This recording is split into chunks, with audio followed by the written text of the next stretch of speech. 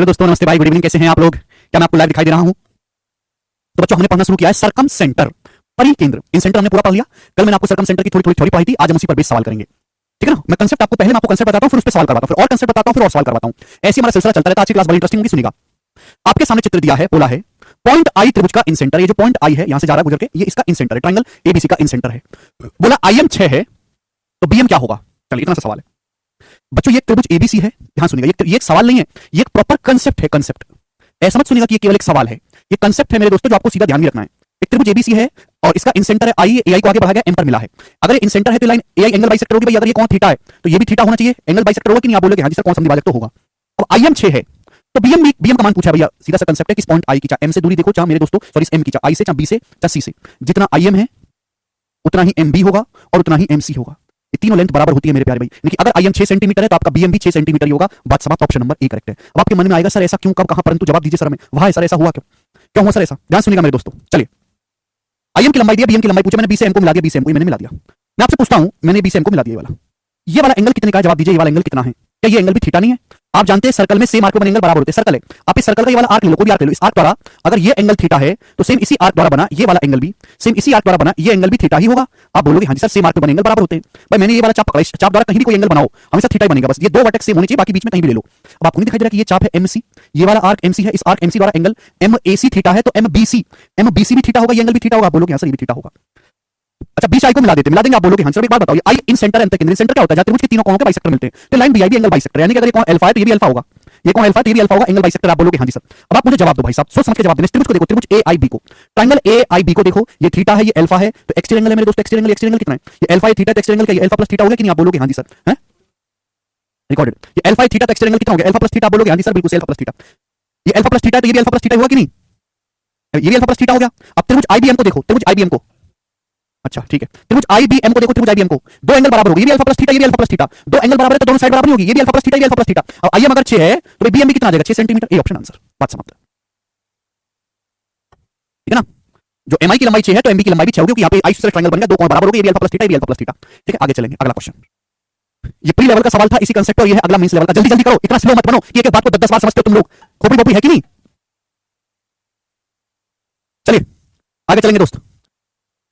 आपके पास एक ट्रायंगल है, सर्कल, ट्रायंगल एबीसी में, ध्यान सुनिएगा मेरे दोस्तों सभी लोग। अच्छा, ट्रायंगल एबीसी में एंगल बीएसी का आंतरिक कोण द्विभाजक पॉइंट डी से भुजा बीसी पर मिलता है, और जब इसे आगे बढ़ाया जाता है तो यह पॉइंट ई पर ट्रायंगल एबीसी के सर्कम सर्कल से मिलता है। ठीक है, आई ट्रायंगल एबीसी का इन सेंटर है, एआई 10 है, बीई 6 है। पूछा है डीई की लंबाई ज्ञात करें। डीई की लंबाई बहुत जबरदस्त सवाल है, बुद्धि चाहिए, मींस का सवाल है, मींस लेवल का। ठीक है, प्रीवियस में आया तो नहीं बताना चाहिए मेरे दोस्तों।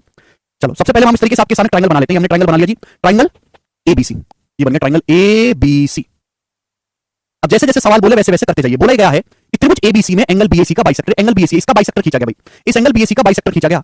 ये एंगल बीएसी का बाइसेक्टर है थीटा, ये थीटा है तो ये भी थीटा होगा। ये लाइन जो एंगल बीएसी का बाइसेक्टर है थीटा, ये भी थीटा। और जल्दी जल्दी समझो, मरो मत, है बिल्कुल बुद्धि सवार रखी है तुम लोगों ने।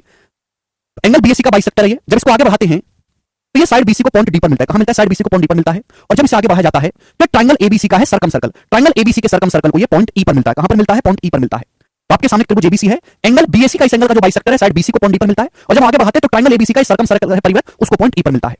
ठीक है, आई त्रिभुज एबीसी का इन सेंटर है। इन सेंटर क्या होता है? जहां त्रिभुज के तीनों कोणों के बाइसेक्टर एक दूसरे को मिलते हैं, तो इन सेंटर कहीं ना कहीं इसी लाइन पे होगा। ये लाइन एंगल बाइसेक्टर इन सेंटर कहीं ना कहीं पे होगा। सपोज ये पॉइंट है आपका आई इन सेंटर, इन सेंटर। आप बोलोगे हां जी सर। अब बोला है एआई 10 सेंटीमीटर, एआई की लंबाई 10 है।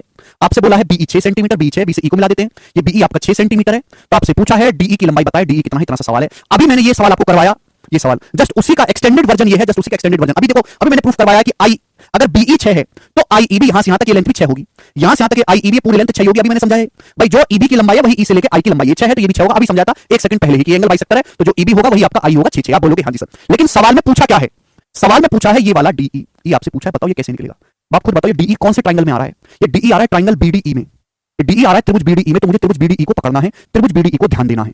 इस आर्क एसी को देखो, चाप ईसी द्वारा, ईसी को देखो, इस ईसी द्वारा एंगल ईएसी थीटा है, ईएसी थीटा। तो सेम आर्क द्वारा एंगल ईबीसी, ईसी सेम है, एंगल ईबीसी ये भी थीटा ही होगा। आप बोलोगे हां जी बिल्कुल सही, क्लियर? आप बोलोगे जी करेक्ट। तो मुझे यहां पर देखना है डीई, डीई जो है छोटे ट्रायंगल में आ रहा है।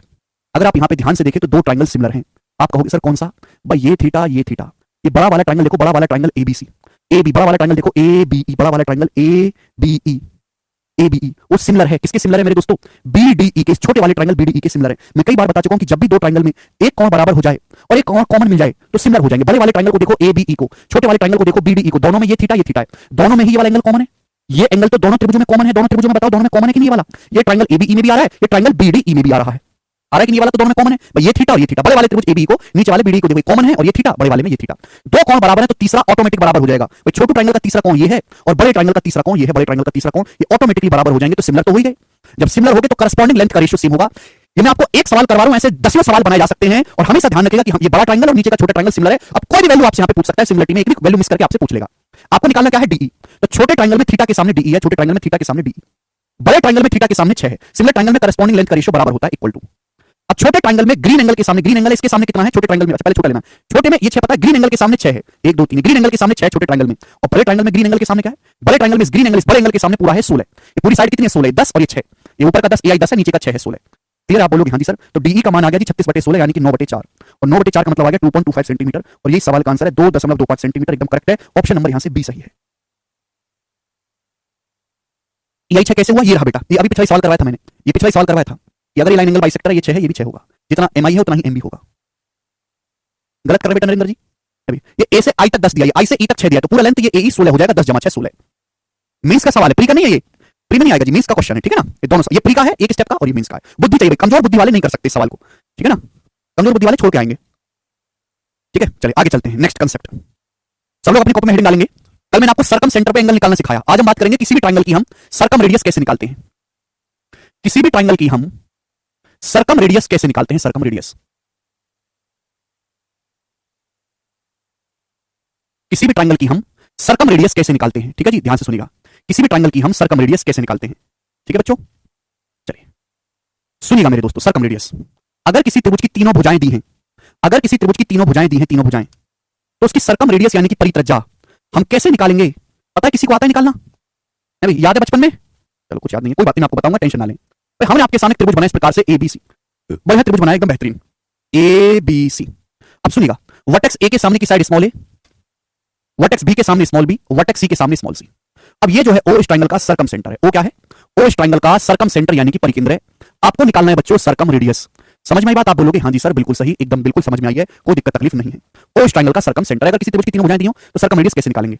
आप ओ से बी को मिलाओ, आप ओ से सी को मिलाओ, थोड़ा ओ को इधर ले लेते हैं, आप ओ से बी को मिलाओ, आप ओ से सी को मिलाओ, ठीक है भाई? आप बोलोगे हाँ जी सर। तो देखो जो ओबी है वही ओसी है, ये भी कैपिटल आर है, ये भी कैपिटल आर है। अभी सर्कम सेंटर तीनों वर्टेक्स से बराबर दूरी पर होता है। आप बोलोगे हाँ जी सर बिल्कुल होगा। अभी बात का जवाब दो। अगर ये आपका कोण ए है, अगर ये एंगल ए है, तो साइड बीसी द्वारा सर्कम सेंटर पे बना एंगल कितना होगा? एंगल बीओसी कितना होगा? जवाब देंगे जल्दी से। अगर एंगल ए है तो साइड बीसी द्वारा सर्कम सेंटर पे बना एंगल कितना होगा? तो आप कहोगे sir twice of angle A. Side BC द्वारा सर्कम सेंटर पे जो बना एंगल है, अगर कोण ए है तो ये जो कोण है डबल होगा, ट्वाइस ऑफ एंगल ए। इतनी सी बात क्लियर है? आप बोलोगे हाँ जी सर क्लियर है, यहां तक कोई परेशानी नहीं है। अब ध्यान सुनिएगा, मैंने इस पॉइंट ओ से साइड बीसी पर परपेंडिकुलर डाला, मैंने पॉइंट ओ से साइड बीसी पर परपेंडिकुलर डाला 90 डिग्री। ये परपेंडिकुलर डाला अपनी मर्जी से एडी, ओडी जो है मैंने अपनी मर्जी से ओ क्या सर्कम सेंटर और साइड बीसी पर लंब डाला, OD is perpendicular to BC.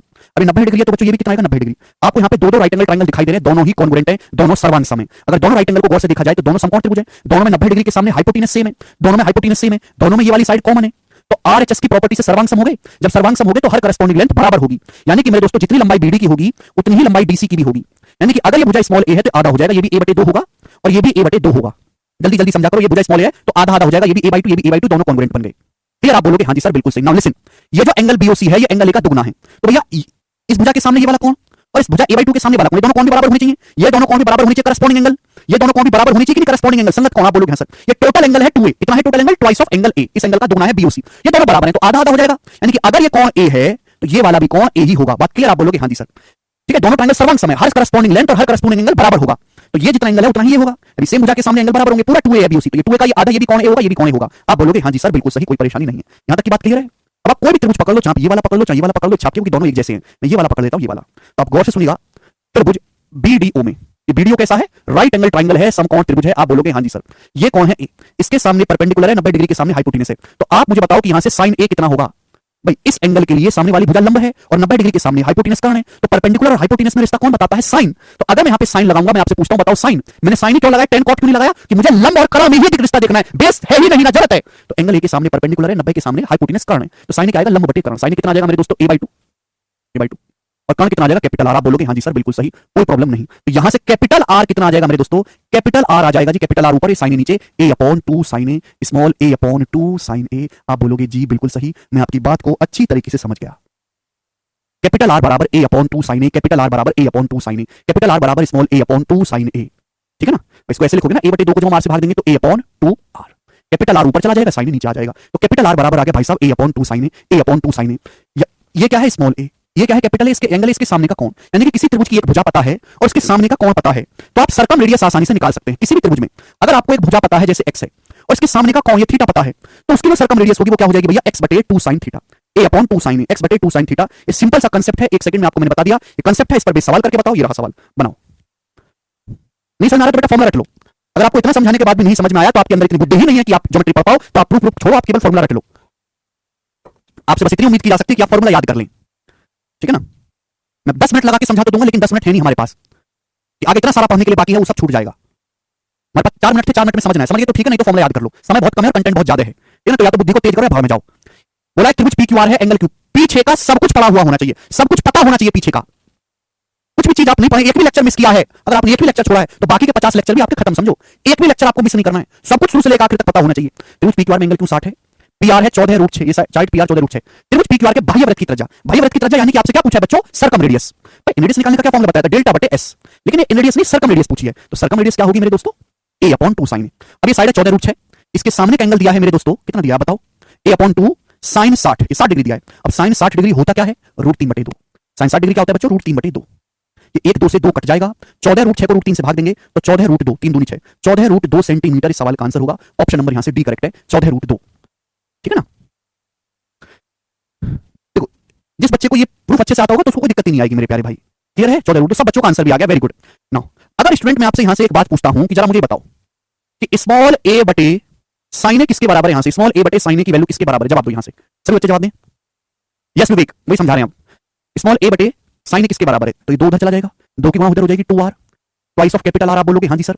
बच्चों आपको याद है, वैसे आपको याद भी, आपको कुछ होगा नहीं, इतनी बुद्धि थोड़ा ना कि याद है आपको इतने दिन तक, मैंने आपको साइन रूल पढ़ाया था कि त्रिभुज की तीनों भुजाओं का रेशियो करस्पॉन्डिंग एंगल के साइन के रेशियो के बराबर होता है, तो ये भुजा है स्मॉल ए, इसके सामने का एंगल है ए, तो स्मॉल ए बटे साइन ए बराबर, स्मॉल ए बटे साइन ए बराबर, ये भुजा स्मॉल बी है, इसके सामने का एंगल है बी, स्मॉल बी बटे साइन बी होगा, आप बोलोगे हां जी सर ये होगा, ये भुजा स्मॉल सी है, ये भुजा स्मॉल सी है, इसके सामने का एंगल है कैपिटल सी, तो small C upon capital sign, sign सी, बात समझे, आप बोलोगे हां जी सर, तो ए बटे साइन ए बराबर बी बटे साइन बी बराबर सी बटे साइन सी, मैंने आपको क्या पढ़ाया था, कांस्टेंट याद करवाया था, बोलो क्लियर है ना, आप बोलोगे हां जी सर बिल्कुल सही है ना। किसी भी त्रिभुज में भुजाओं का जो रेशियो होता है उसकी अपोजिट एंगल के साइन के रेशियो के बराबर होता है, बटे साइन बराबर बी बटे साइन बराबर सी बटे साइन सी बराबर कांस्टेंट के, मैंने बोल दिया था कि कांस्टेंट होता है कि, आज आपको पता चला ये कांस्टेंट जो होता है वो 2r के बराबर होता है, ट्वाइस ऑफ कैपिटल आर, तो जो कांस्टेंट है मेरे प्यारे भी कितना होता है, ट्वाइस ऑफ कैपिटल आर, समझ में आया भाई। आप कोई भी त्रिभुज बनाते हो तो त्रिभुज का ये हो गया सर्कम सर्कल, सर्कम सर्कल की जो रेडियस है वो तो फिक्स होगी ना, हर त्रिभुज के लिए एक ही सर्कम सर्कल होगा, उसकी रेडियस फिक्स होगी, तो रेडियस कांस्टेंट होगी, ऐसा नहीं कि हर त्रिभुज के लिए कई सर्कल बनेंगे, एक ही सर्कल बनेगा, उसकी एक ही रेडियस होगी, तो 2r जो होगा वो हमेशा सेम ही आएगा, हमेशा कांस्टेंट होगा, ट्वाइस ऑफ कैपिटल आर। आप बोलोगे हां जी सर बिल्कुल सही, ठीक है ना, चलेगा। तो ये मैंने आपको यहां से समझाया, इसलिए मैं कह रहा था, मैंने साइन रूल में मैं कहता हूं ना कि भैया जितना मैं बोलूं जितना मैं समझाऊं केवल उतना ही पढ़ा करो, बाकी को इग्नोर कर दिया करो। जब मैं वहां पे साइन रूल बताया था तो मैंने आपको ये लिख दिया था 2r, तो बौखला के कैसा क्यों आया बताओ हमें, बताओ, मरने लगे, फटफट पीटने लगे आप लोग। तो भाई मैंने क्या बोला कि समय आने पर चीजें अपने आप पता लग जाएंगी, आप बस धैर्य रखो, मुर्गे की तरह बैठे रहो, आज आपको पता लग गया, प्रूफ भी हो गया, तो पेशेंस, धैर्य की जरूरत होती है, पेशेंस की, अपने अंदर थोड़ा सा पेशेंस लाओ, जब कि हर चीज को अभी समझा जाए, अभी सारा खोपड़ी में फिट हो जाए, ऐसा नहीं है, मुर्गे की तरह पढ़ते रहो, मेहनत करते रहो, एक समय आने पर सारी चीज अपने आप समझ में आएंगी, जब पूरा सिस्टम रिलेट होगा, पूरा सिस्टम, तो आप खुद से कनेक्ट करने लगेंगे डॉट्स को, चीजों को, पूरा सिस्टम कनेक्ट होगा, लेकिन उसके लिए पेशेंस, धीरज चाहिए, समझ में आई बात, धीरज चाहिए, धीरज थोड़ा।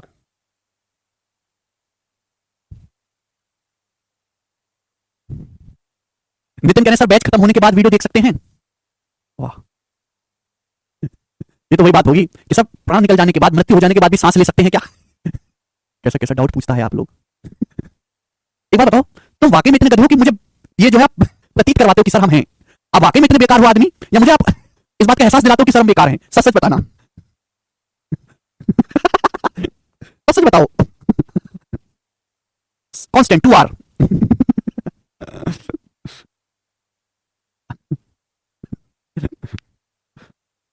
हाँ जी सुधांशु।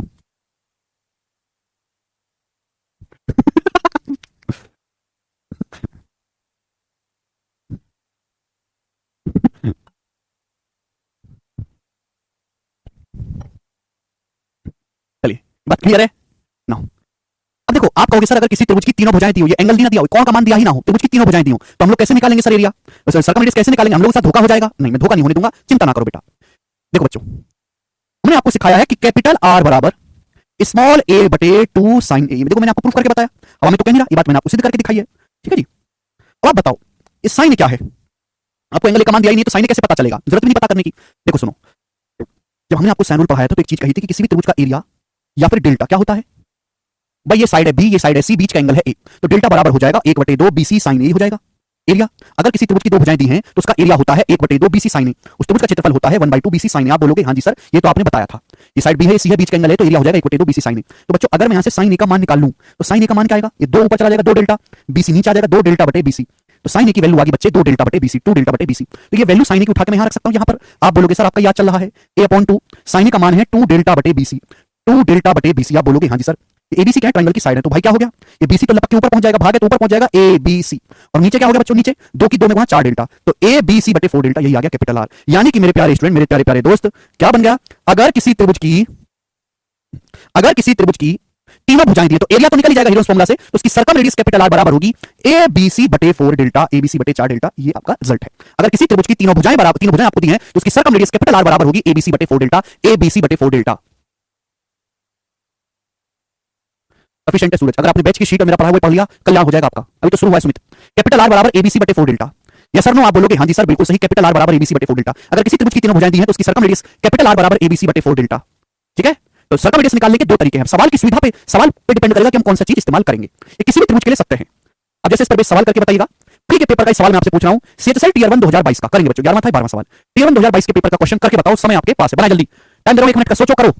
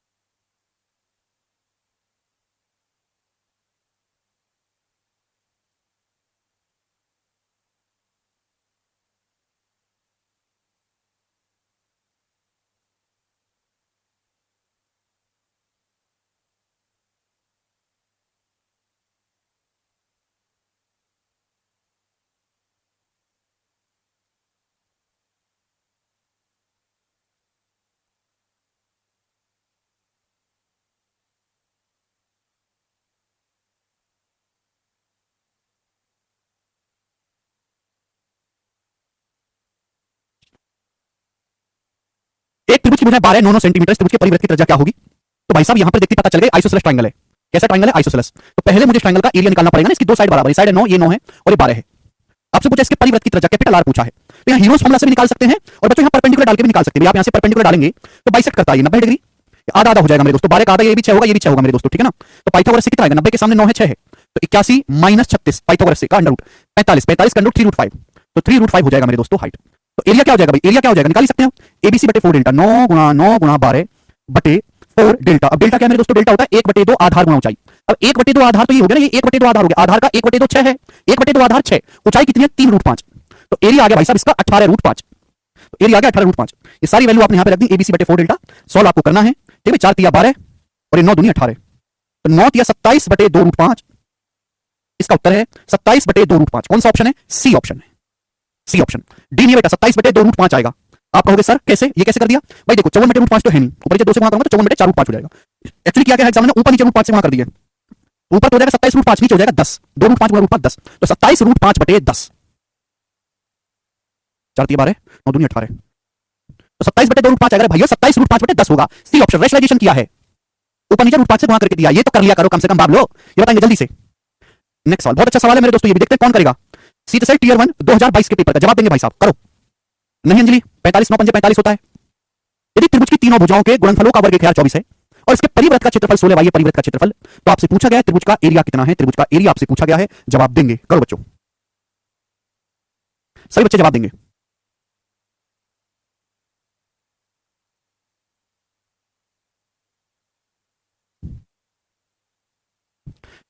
एक त्रिभुज की तीनों भुजाओं के गुणनफल का वर्ग 24 है, इसके सर्कम सर्कल का एरिया 16 पाई है, तो आपसे पूछा है ट्रायंगल का एरिया क्या है? देखो ध्यान, सवाल में कुछ भी नहीं है, बहुत सरल सवाल है भाई। त्रिभुज की तीन भुजाएं होती हैं ए, बी और सी, तीनों भुजाओं के गुणनफल का वर्ग आपको दिया, तीनों भुजाओं के गुणनफल का स्क्वायर 1024 है, तो तीनों भुजाओं का गुणनफल कितना आ गया? 32, 1024 का अंडर रूट 32 आ जाएगा, 32 का स्क्वायर होता है 1024।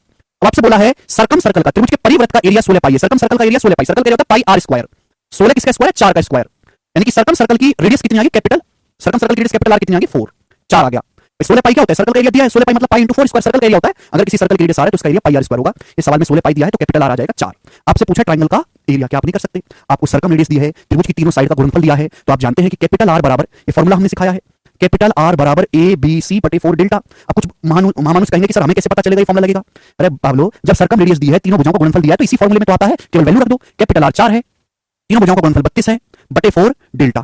ठीक है भाई, तो 4 8 32 और 8 बटे 4 आ जाएगा 2। त्रिभुज का एरिया आ जाएगा 2 square unit. Option number A correct है, 2 स्क्वायर यूनिट त्रिभुज का एरिया आ जाएगा। बताओ, है ना मजेदार सवाल? देखो सीएसएल का जो पेपर हुआ था पिछले साल का, उसमें 100 से ज्यादा क्वेश्चन थे, लेकिन 100 में से काम के 10-15 ही सवाल थे, और 10-15 सवाल मैंने शीट में डाल रखे हैं। ठीक है ना? सीएसएल का पेपर तो सभी को देना है ना आपको। कितने बच्चे सीएसएल का पेपर देंगे 2024 में? हैं जी, कितने बच्चे देंगे सीएसएल का पेपर? चलिए दोस्तों, अब एक सवाल और आया था, ध्यान से सुनिएगा सभी लोग। ठीक है ना? 2 बार करने विकास शीट सब देंगे। ठीक है ना? एक क्वेश्चन आपसे पूछता हूं, एक त्रिभुज की, एक ट्रायंगल की तीनों साइड का गुणनफल, एक त्रिभुज की तीनों साइड्स का गुणनफल 780 सेंटीमीटर क्यूब है। त्रिभुज की सर्कम रेडियस और इन रेडियस का गुणनफल, त्रिभुज की परित्रिज्या और अंतः त्रिज्या का प्रोडक्ट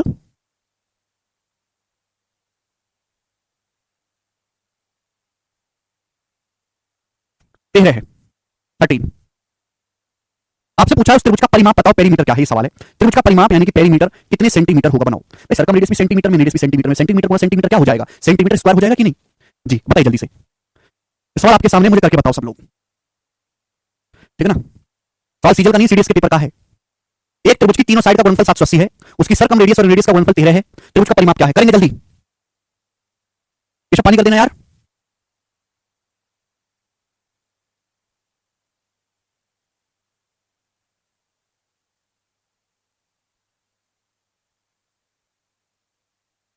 देखो, सर्कम रेडियस होता है कैपिटल आर, इन रेडियस होता है स्मॉल आर, तो इन circumradius into inradius दिया आपको 13। अब एक बात का जवाब दो आप। भाई सर्कम रेडियस का फॉर्मूला एबीसी बटे 4 डेल्टा, ये सर्कम रेडियस का फॉर्मूला है। इन रेडियस का फॉर्मूला डेल्टा बटे एस, केवल फॉर्मूला पे बेस सवाल है। बराबर कितना दिया आपको? 13।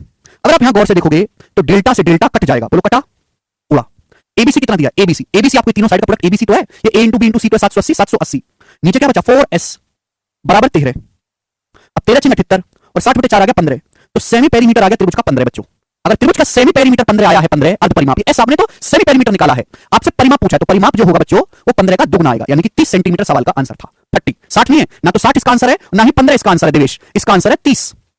पेरीमीटर क्या होता है? सेमी पेरीमीटर का दुगना। बेसिक तो हरी कौन सा है ये फॉर्मूला तो लगाया है। सर्कम रेडियस का फॉर्मूला एबीसी बटे 4 डेल्टा, रेडियस डेल्टा बटे एस बराबर 13। कैलकुलेशन कर ली, सेमी पेरीमीटर 15 आ गया, तो परिमाप 15 का दुगना 30 सेंटीमीटर होगा आंसर। बताओ, ये भी चिरकुट जैसे बालक है, ये भी ना कर पाते। ठीक है, आगे चलेंगे।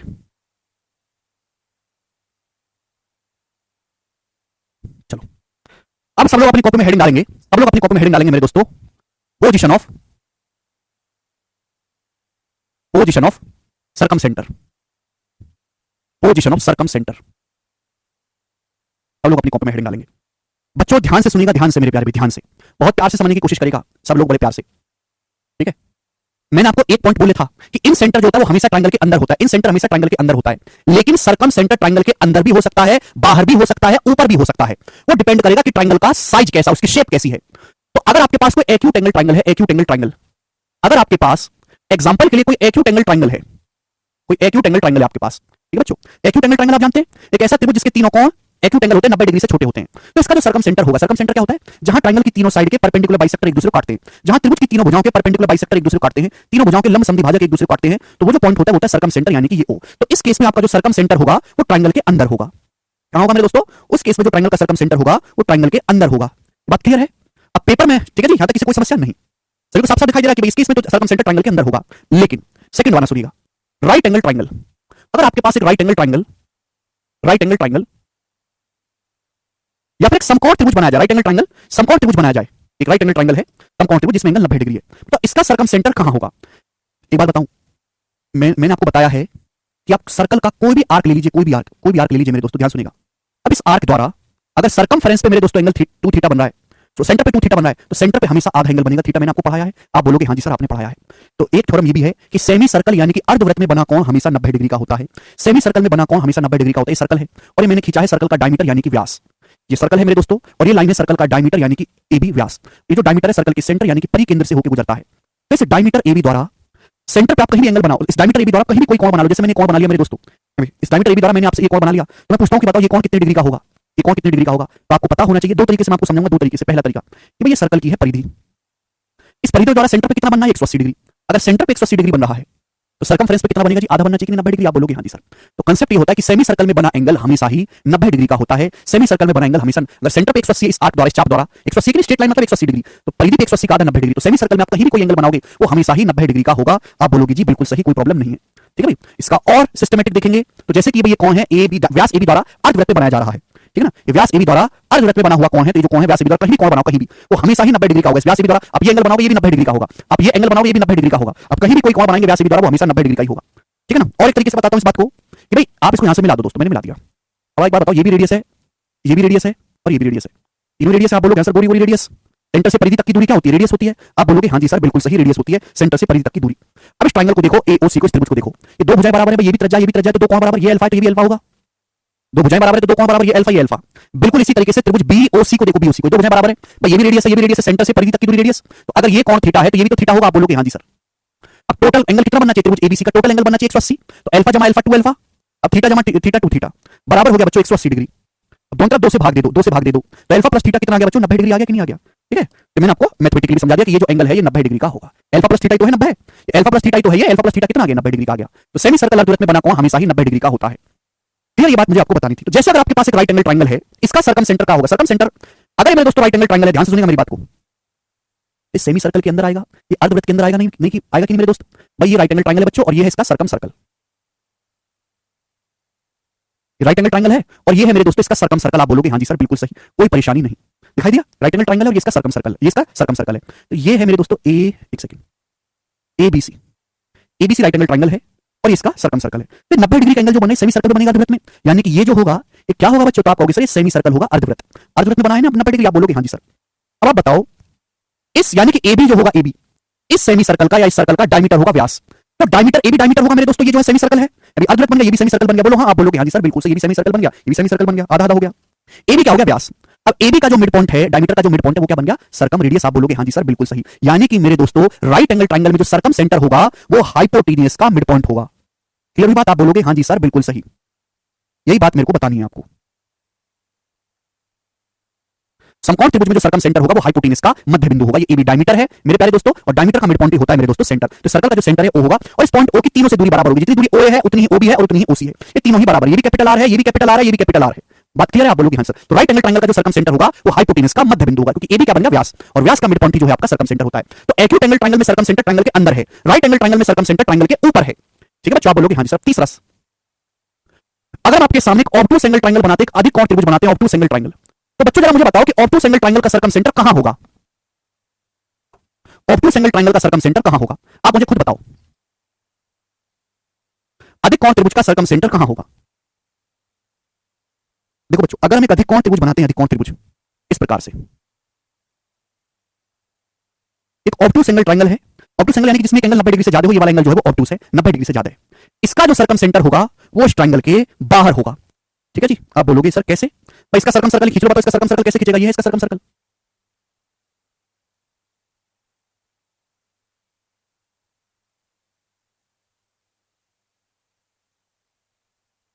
ठीक है, दिखाइए इसका सर्कम सर्कल, आप बोलोगे हाँ जी सर बिल्कुल सही, ये ऑब्टूस एंगल ट्रायंगल है, अधिक कोण त्रिभुज, और इसका ऐसा सर्कल है जो इसके तीनों वर्टेक्स से होकर गुजर रहा है, इस वाले वर्टेक्स से भी, इस वाले वर्टेक्स से भी और इस वाले वर्टेक्स से भी, तीनों वर्टेक्स से होकर गुजर रहा है। ठीक है ना, सभी को साफ साफ दिखाई दे रहा है। ABC एक अधिक कोण त्रिभुज है और ये इसका सर्कम सर्कल है जो तीनों वर्टेक्स से होकर गुजर रहा है। अब इसका जो सेंटर होगा आप खुद भी देख सकते हैं, इसके बाहर है, यहां पर होगा मेरे दोस्तों पॉइंट। क्लियर, आप बोलोगे जी बिल्कुल सही, मैं आपकी बात को समझ पा रहे हैं। आप अगर इसके चित्र को खींचोगे तो भी आएगा। सर्कम सेंटर क्या होता है, जहां त्रिभुज की तीनों भुजाओं के परपेंडिकुलर बाइसेक्टर एक दूसरे को काटते हैं। अब ये साइड AB का परपेंडिकुलर बाइसेक्टर है मेरे दोस्तों, साइड AB का परपेंडिकुलर बाइसेक्टर वाला, साइड AB के परपेंडिकुलर भी बाइसेक्ट भी कर रहा है। दिखा दिया, ये साइड BC का परपेंडिकुलर बाइसेक्टर वाला, साइड BC का देखो, BC पे परपेंडिकुलर भी है और बाइसेक्ट भी कर रहा है, बाइसेक्ट भी कर रहा है। दिखाई दिया, ये साइड AC का परपेंडिकुलर बाइसेक्टर है, परपेंडिकुलर भी है और बाइसेक्ट भी कर रहा है। कहां पे काट रहे हैं, देखो तीनों पॉइंट ऊपर काट रहे हैं ट्रायंगल के बाहर। ट्रायंगल के बाहर काट रहे हैं कि नहीं, तो यानी कि बाहर होगा। तो अगर आपके पास एक एक्यूट एंगल ट्रायंगल है तो उसका सर्कम सेंटर हमेशा ट्रायंगल के अंदर होगा। एक राइट एंगल ट्रायंगल समकोण त्रिभुज है तो उसका सर्कम सेंटर हाइपोटेनस का मिड पॉइंट होगा, यानी कि ट्रायंगल के ऊपर होगा। लेकिन अधिक कोण त्रिभुज में सर्कम सेंटर हमेशा ही ट्रायंगल के बाहर बनेगा कि तीनों भुजाओं के लंब समद्विभाजक एक दूसरे को ट्रायंगल के बाहर काटते हैं, बाहर। क्लियर? हिमांशु का डाउट है सर इक्विलेटरल है तो बेटा हिमांशु इक्विलेटरल कैसा ट्रायंगल होता है? 60 60 60 डिग्री। तो 60 60 60 यानी कि तीनों एंगल एक्यूट है। तो इक्विलेटरल ट्रायंगल एक टाइप का एक्यूट एंगल ट्रायंगल होता है, एक न्यून कोण त्रिभुज होता है। तो इक्विलेटरल ट्रायंगल का सर्कम सेंटर हमेशा ही ट्रायंगल के अंदर होगा। ठीक है बच्चे? इक्विलेटरल ट्रायंगल समबाहु त्रिभुज जो है वो एक टाइप का न्यून कोण त्रिभुज भी है, एक्यूट एंगल ट्रायंगल ही है। समझ में आई बात? आप बोलोगे हां जी सर बिल्कुल सही, कोई दिक्कत नहीं। सुधांशु कह रहे हैं अगर स्केलन हो तो, अरे भैया सुधांशु स्केलन होगा तो पहले पता करेंगे ना स्केलन में एक्यूट है, राइट है कि ऑब्टूस एंगल है। जैसे पेपर में सवाल आ गया, ठीक है चलो मैं सवाल बना ही देता हूं, एग्जामिनर को हिंट दे रहा हूं, है ना, अभी तक सवाल उसने बनाया नहीं है। एक त्रिभुज की जो भुजाएं हैं, एक त्रिभुज की भुजाएं 11 15 और 20 हैं। एक त्रिभुज की भुजाएं 11 15 20 हैं। बताओ इसका सर्कम सेंटर कहां होगा? इसका सर्कम सेंटर कहां होगा? परिकेंद्र। चार ऑप्शन दे देगा आपसे, बोलेगा ट्रायंगल के अंदर, फिर बाहर, फिर कहोगे ट्रायंगल के ऊपर, चौथा ऑप्शन हो जाएगा बाहर में जाओ मुझे कोई लेना देना नहीं, कहां भी है मेरे को क्या मतलब, मेरे को मतलब मेरी तनख्वाह कबाड़ी अकाउंट में। ये चार ऑप्शन हो गए, बताओ। एक त्रिभुज की भुजाएं 11 15 और 20 हैं। बताओ इसका सर्कम सेंटर कहां होगा? ट्रायंगल के अंदर होगा, बाहर होगा, ऊपर होगा, या कुछ नहीं कह सकते, बाहर में जाए ट्रायंगल। आइसोसेलेस हो तो, अरे भैया आइसोसेलेस पाइसोसेलेस साइड के बेसिस पे नहीं, एंगल के बेसिस पे पता करो कि ट्रायंगल है कैसा। हद होती है।